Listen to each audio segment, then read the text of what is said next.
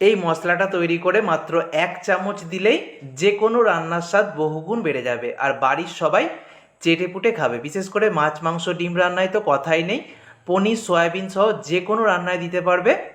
আর এই মশলাটা একবার বানিয়ে 6 মাস তোমরা রেখে দিতে পারবে। কিভাবে খুব সহজে বাড়িতেই স্পেশাল মশলা বানাতে হবে সেটাই দেখাবো, তো ভিডিওটা একদম শেষ পর্যন্ত দেখতে থাকো।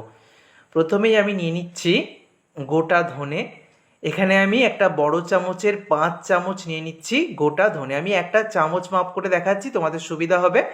এবার ওই একই চামচের 4 চামচ দিয়ে দিচ্ছে গোটা জিরে। বড় চামচ এখানে আমি ব্যবহার করছি টেবিল চামচ। এবার নিয়েছি আমি শাহি জিরে বা সাজিরে, এটা আমি 2 চামচ দিয়ে দিচ্ছি। তারপরে আমি এখানে নিয়ে নিচ্ছি মৌরি, এটা আমি 3 চামচ ব্যবহার করব। আবারও বলছি, যে কোনো একটা চামচ মাপ করে তোমরা নেবে। এবারে 1 চামচ ভর্তি ভর্তি নিয়েছি এখানে আমি গোলমরিচ। এখানে কালো গোলমরিচটা নিয়েছি, তোমরা সাদা গোলমরিচও নিতে পারো। আর এখানে আমি 1 চামচ এলাচ, আর বড় এলাচ নিয়েছি দেখো 5টা। এই যে বড় এলাচ, এগুলো বিরিয়ানি রান্নাতে ব্যবহার করা হয়। আর 1 চামচ নিয়েছি লবঙ্গ, আর 1 চামচ নিয়েছি দারচিনি।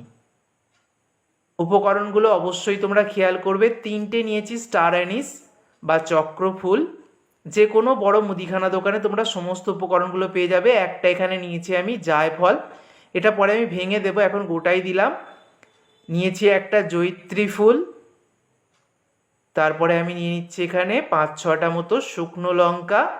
আবারও বলছি, কোনো একটা মুদিখানা দোকানে গিয়ে বললেই সবটা পেয়ে যাবে। 4-5টা তেজপাতাকে এরকম কাঁচি দিয়ে কেটে আমি দিয়ে দিচ্ছি। সমস্ত কিছু দেয়া কমপ্লিট। এবার সব কিছুকে একসাথে মিশিয়ে নেব। সমস্ত গোটা মশলাগুলোকে ভালো করে মিশিয়ে নিয়েছি, দেখতেই পাচ্ছ। তো চলো, এবারে আমি গ্যাস জেলে একটা কড়াই আগে থেকেই গরম হতে বসিয়ে দিয়েছি। এবারে এই গরম কড়াইয়ের মধ্যে দিয়ে দিচ্ছি এই গোটা মশলা। এবার গ্যাসের ফ্লেমটাকে লোতে রেখে মশলাগুলোকে মিনিট 5 সময় ধরে ভালো করে ভেজে নেব।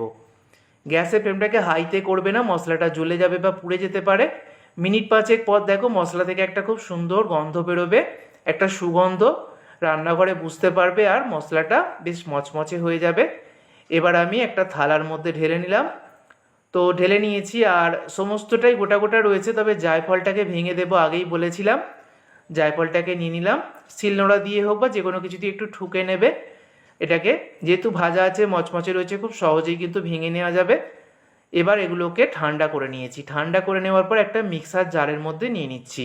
সমস্তটা একসাথে মিক্সার জারের মধ্যে নিয়ে সব কিছুকে একসাথে খুব ভালো করে ঘুরিয়ে নেব, তাহলেই তৈরি হয়ে যাবে একদম হোমমেড স্পেশালি মশলা।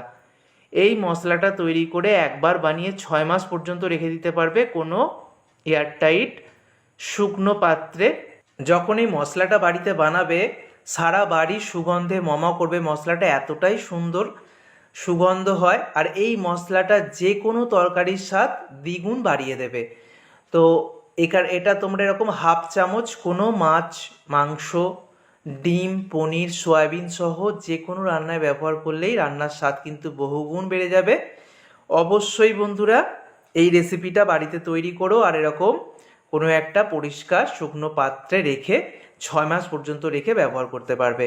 এই স্পেশাল মশলাটা অবশ্যই বানিও। ভিডিওটা ভালো লাগলে বন্ধুদের মধ্যে প্রচুর শেয়ার করো। ধন্যবাদ।